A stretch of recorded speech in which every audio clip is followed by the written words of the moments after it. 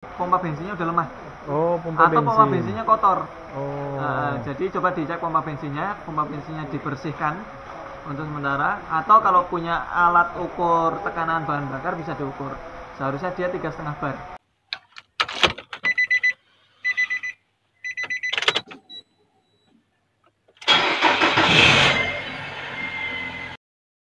Sobat Otomotif dan AHPedia, sebelum kita lanjutkan video ini, jangan lupa subscribe ya, agar tidak ketinggalan tips, tutorial, dan konsultasi tanya jawab terbaru dari AHPedia. Assalamualaikum Mas Ardi. Waalaikumsalam warahmatullahi wabarakatuh, Pak Taufik dan juga Sobat AHPedia dan seluruh pecinta otomotif di tanah air.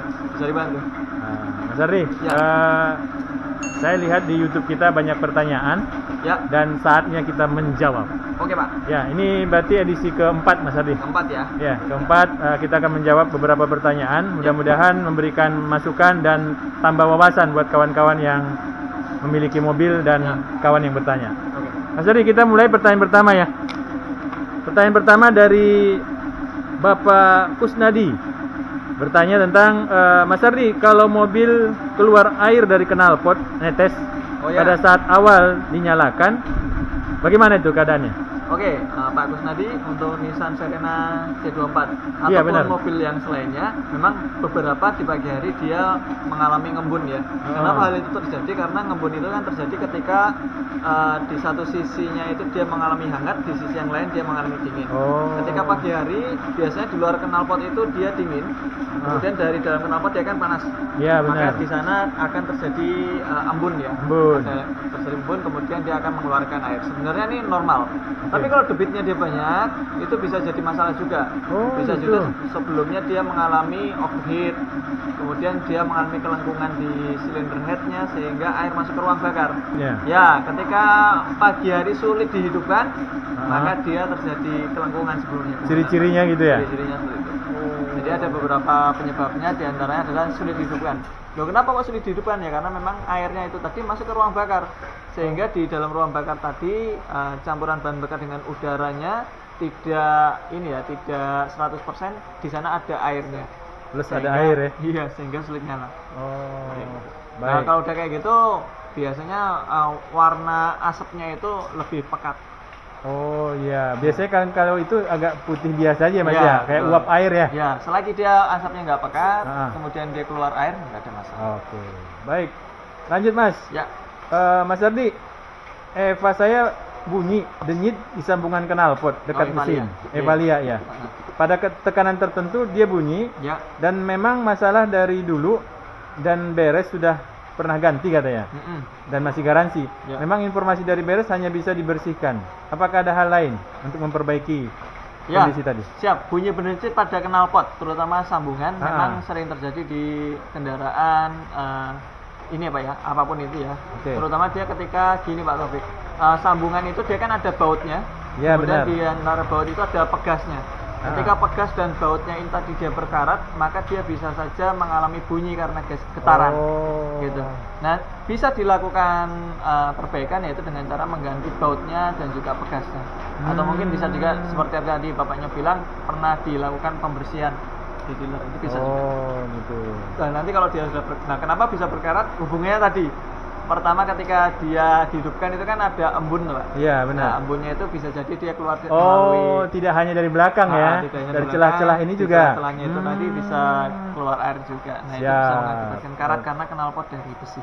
Oke, baik. Terima kasih Mas Ardi. Oke. Mas, ini pertanyaan berikutnya. Alhamdulillah sudah sukses. Cuman nambah problem baru. Kadang-kadang saat habis diinjak gas, kemudian dilepas tanpa idle, tiba-tiba mesin mati. Oh iya. Ini mobilnya GL Matic. Siap. Terus ada lagi ya pertanyaannya? Jadi ketika dia posisi idle itu kemudian dia mati sendiri, ya. kemudian di starter lagi dia susah, maka ada kemungkinan pompa bensinnya udah lemah Oh, pompa atau bensin. pompa bensinnya kotor. Oh. Jadi coba dicek pompa bensinnya dibersihkan untuk sementara. Atau kalau punya alat ukur tekanan bahan bakar bisa diukur. Seharusnya dia 3,5 bar di sana. Kalau kurang dari itu, atau mungkin dia ketika mesin di off kan, kemudian tekanannya langsung turun dengan drastis, maka regulator yang ada di pompa bensin menjadi masalah. Oh, pompa bensinnya ya. Nah, jadi regulator itu fungsinya buat menjaga tekanan Pak Taufik. Ketika di pompa-pompa bensin itu biasanya ada regulatornya. Nah, regulatornya itu kalau kita starter kemudian kita gas itu kan dia kan kalau nggak ada regulatornya maka tekanannya bisa tinggi. Iya, benar. Nah, dengan ada regulator dia mengempeskan, membocorkan supaya tekanannya konstan di gas ngabar. Tapi ketika dia tidak digas maka tekanannya pun juga tetap harus konstan. sama segitu ya. Karena ada regulatornya di sana. Iya. Karena kalau nggak ada regulatornya tahu-tahu dia turun. Betul. Siap. Lanjut lagi Mas. Ya. Mau tanya Min. Wah, kalau penggantian oli misalnya belum sampai 5.000 km, tapi sudah 6 bulan, Ya. atau belum sampai 5.000 km, tapi sudah 3 bulan. Ya. Soalnya mobil saya jarang dipakai, Ya. hanya dipanasin per 2 hari. Wih, mantap. Mobil gimana? jarang dipakai berarti memang tingkat ininya mobilitasnya sangat kecil sekali ya. Betul. Sehingga memang ini adalah Pak Taufik sering kali didapati di beberapa pelanggan kita yang mereka sampai overhaul Gara-gara gara-gara penggantian oli mesinnya telat. Alasannya ya itu tadi, sama mobil kayak jarang gini. dipakai. Iya.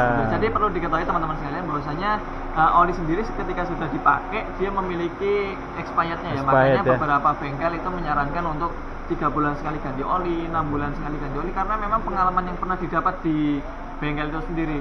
Bukan karena semata-mata kilometernya belum terjangkau atau seperti apa, tapi memang usia oli yang sudah masuk ke dalam mesin itu sendiri, maka dia ada endapan di sana, dan endapan itu bisa jadi karena mobil jarang dihidupkan, malah endapannya semakin banyak ya. seperti itu.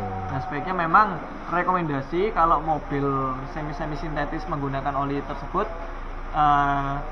sekitar 5.000 km atau maksimal 6 bulan. 6 bulan ya. Biasa sih 5.000 km itu ditempuh kalau mobilitasnya normal, itu dalam waktu 3 bulan sudah tercapai. Iya, betul. Dan waktu 3 bulan itu anggap saja ganti oli itu 300 sampai 400 ribuan ya, paling enggak kita 1 bulan sekali kita save dana untuk mobil kita 100.000 rupiah. Iya. Untuk ganti oli mesin. Daripada 7 juta ya. Daripada 7 juta. Baik Mas, Ya, gitu. lanjut lagi. Ini Yaris 2008, Ya. starter cetek-cetek. Kemarin masih lancar. Ya.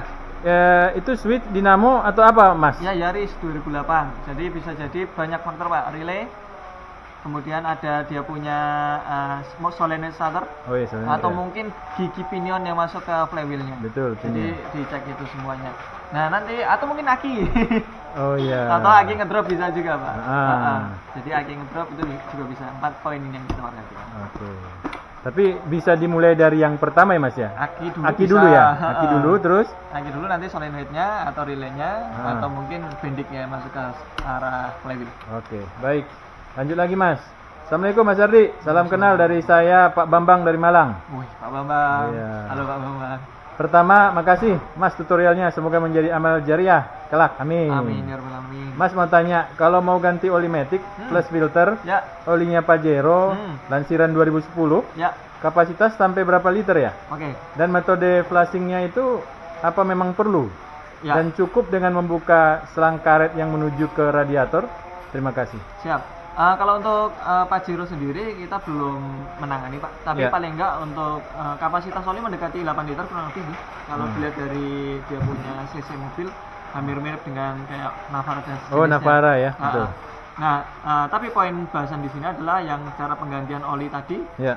melepas ininya, apa namanya, selang yang masuk ke radiator itu cukup atau tidak. Sebenarnya kita nggak perlu melepas selang yang masuk ke radiator, cukup ditap saja, karena dengan cara tap 2 kali, tap pertama itu dia dihidupkan mesinnya, dioperasionalkan maticnya, itu oli sudah bersirkulasi hingga masuk ke dalam selang yang masuk ke dalam radiator. Ya. Jadi kita tanpa harus melepas itu pun juga aman.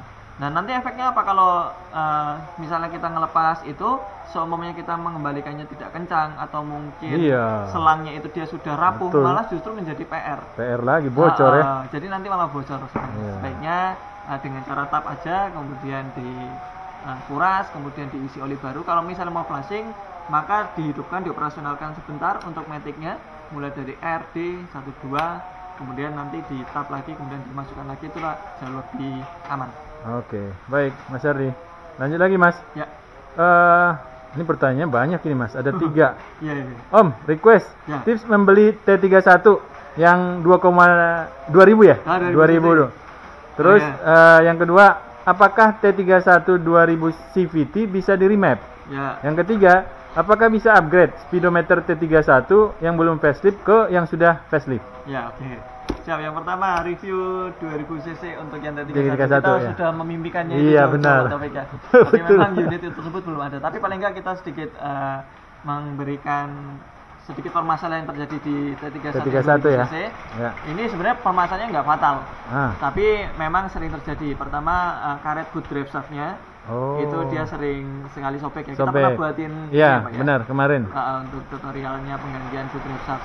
Lalu kemudian yang kedua seal rocker cover untuk yang di busi itu udah mulai bocor. Oh. Ada kebocoran. Kemudian fan bell, ya minor masalah-masalah minor, tapi itu bukan suatu masalah yang sangat berbahaya. Seperti CVT-nya jebol kita belum pernah menemukan untuk yang 2000 cc. Jadi cocok juga tuh Pak Taufik. Iya, benar. Dijadikan. Kemudian untuk remap-nya, bisa remap. saja dilakukan. Bisa Semua ya? unit bisa dilakukan remap. Hanya saja memang jam terbang per remapnya ini Iya, dia benar ya. memang perlu, Pengalaman ya. membutuhkan pengalaman. Ya paling nggak kalau kita ada datanya yang original, kita bisa tuh di sana melakukan perubahan sedikit minor saja untuk keseharian. Iya. Supaya mobil lebih jauh. Bukan lebih buat drag ya. Iya.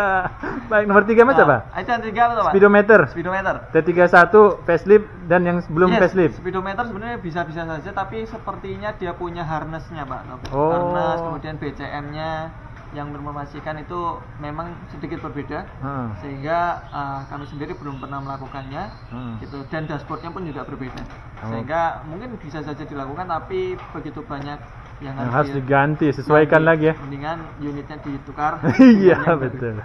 Siap. Baik, Mas lanjut lagi. Ini pertanyaan. Mau tanya Om, kalau remap untuk Nissan March 1,2 Matic bisa nggak? Bisa. Bisa. Baik. Terus berapa Om kalau biaya remap GL old? Ya, dan di Vina 2 juta rupiah. Itu sudah termasuk pembersihan ruang bakar. Oke. Sekalian yang March tadi berapa? Yang March sama juga. Sama. Oke. Mobil yang untuk yang cc 1500 ke bawah masih. Oke. Assalamualaikum Mas Ardi. Sayang, di daerah saya kayaknya belum ada. Kalau misalnya di dealer kita minta remap, bisa nggak kira-kira? Iya. Setahu kami, sepengalaman kami dulu di dealer memang nggak bisa. Nggak bisa ya? Karena untuk melakukan remap sendiri perlu banyak sekali ini ya, kasus yang masuk. Misalnya ini mobil nggak kuat ditanjakan, misalnya kayak gitu. Tapi ternyata sejauh ini masih aman-aman saja untuk unit-unit Nissan. Ya mungkin karena tergantung medan dan juga kondisi penumpang Pak. Betul. Nah itu situasional dan itu pun juga bukan masalah yang misalnya nunggu 100 unit 1000 unit seperti itu baru dilakukan remap mungkin ya dari pihak dealer. Tapi sejauh ini dealer setahu saya belum memiliki alat khusus untuk remap. Oke, baik. Mau nanya Bang, kalau Jazz J8 mau ganti ball joint, bisa nggak diganti ball jointnya saja? Apa harus ganti semua sayapnya? Ya, beberapa mungkin ini Pak. Beberapa dealer memiliki kebijakan bahwasanya satu part ball joint itu harus diganti dengan sayapnya, seperti yang terjadi pada beberapa unit Nissan. Oh iya betul. Itu memang kayak Serena, X-Trail T30, T31, T32 itu memang dia tidak bisa dijual ball jointnya saja dan harus membeli link SC atau lower arm.